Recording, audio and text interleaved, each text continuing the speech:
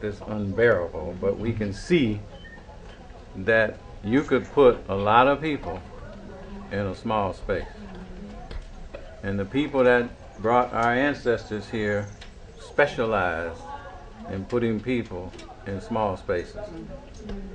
The specialty was sophisticated to the point that the entire prison system is still based on these concepts of what happens to people mentally when you put them in small spaces over a prolonged period of time. It breaks them down, it changes them, it turns them into something different than what they were when they went in there at first.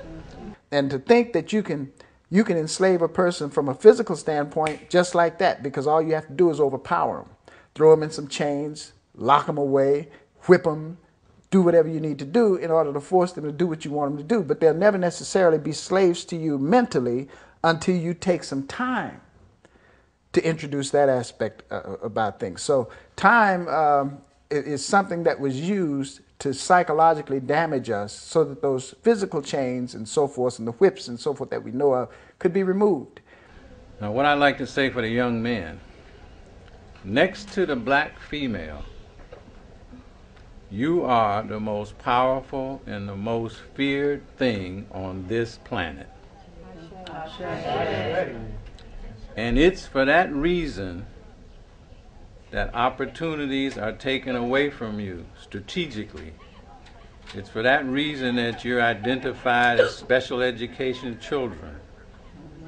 It's for that reason that scholarships are not available. It's for that reason that job opportunities are not available.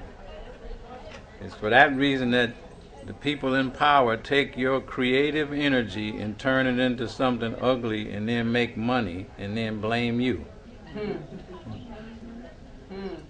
Because everybody that's in control fears what would happen if you wake up.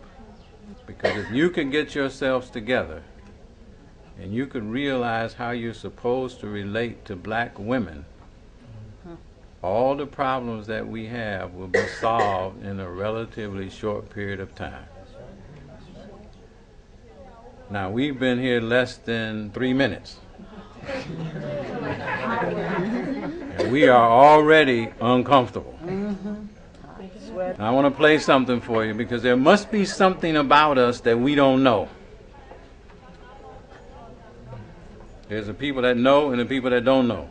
There's things about ourselves that we don't know, because if we knew them, we would act different.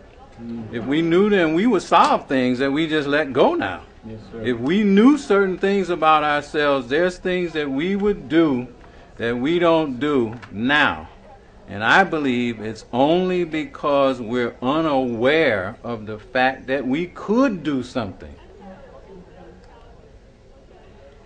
So I want you to listen to this, and then we got one other thing to do, and it's not going to be bad. You're doing great. Keep the love. Your ancestors would be proud. Keep the love. Nana Davy, he played this tape of Jeremiah Wright speaking, and it was a speech called "What Makes You So Strong, Black People." And then he was, in the speech, he was just going through the various things we've been through and how we had still managed to survive after all these horrible things that had been done to us. How we were so strong, and he was kind of like asking, what makes us so strong? What makes us so able to endure through all the things that have been placed before us? And so all of a sudden you hear this voice that says, what makes you so strong, black man? What makes you so strong, black man? How is it that 370 years of slavery, segregation, racism, Jim Crow laws, and second-class citizenship cannot wipe out the memory of Imhotep, Aesop, Akhenaten, and Tutmosis II? What makes you so strong, black man? You've been castrated and miseducated, and yet you can still produce a Ben Carson and a Malcolm X and a Thurgood Marshall. What makes you so strong?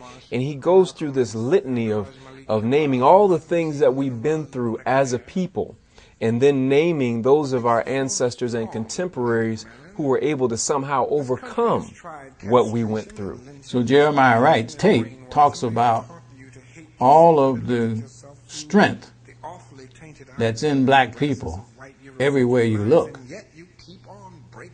is a reminder that that same strength is in them. You break out in a W.E.B. Du Bois and a Booker T. Washington.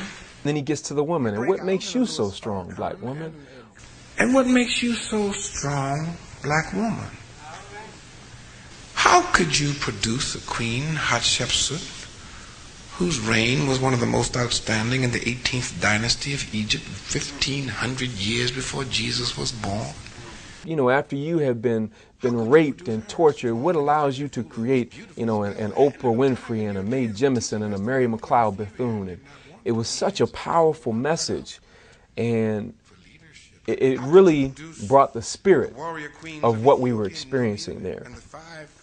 I believe that everybody was starting to get the gist of what is happening here, that we are the ones who were chosen to take part in an experience that is greater than just themselves, that is going to be remembered, and it gives us a sense of hope. So we might have been in there more than 18 minutes. We might have been in there 25 minutes. But nobody seemed to be thinking about the heat after a while. Nobody complained about being crammed up. Once you're hearing that, you start to not think about the heat. You don't think about how stuffy it is and how many people are with you. You just think about how strong your ancestors were and how strong you are. Was that we are standing here because people refuse to die. And we are seeing that over and over and over.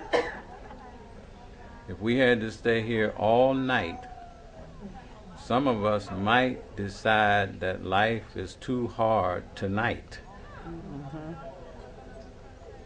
If we had to stay in this room for a week, there will be some serious problems in this room.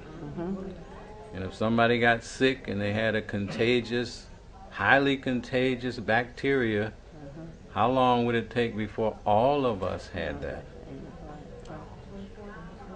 And everything we have to do would be done in this room.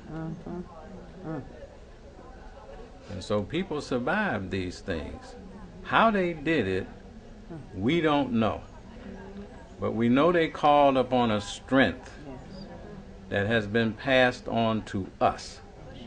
A few days before, Dr. Nankwa David had instructed us to sing, to practice lift every voice and sing, because you never know when you might need it.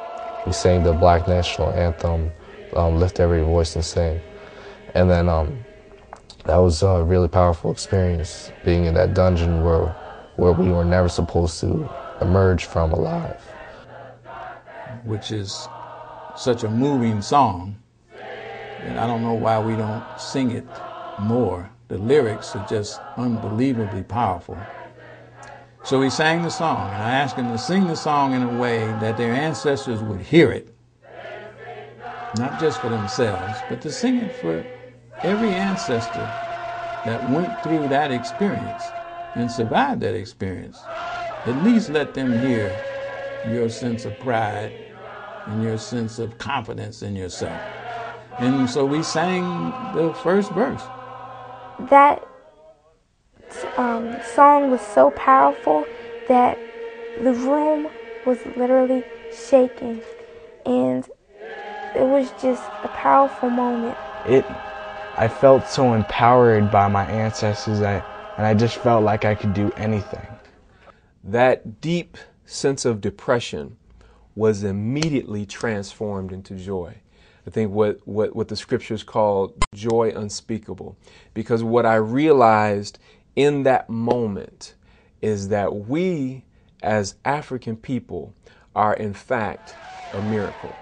And so after we sang the anthem, then we shot 7 harambes, which is harambe means let's pull together. It meant that our voices were loud enough to be heard, that the ancestors would wake up out of their sleep and say, that, oh my goodness, they're back, they're here again.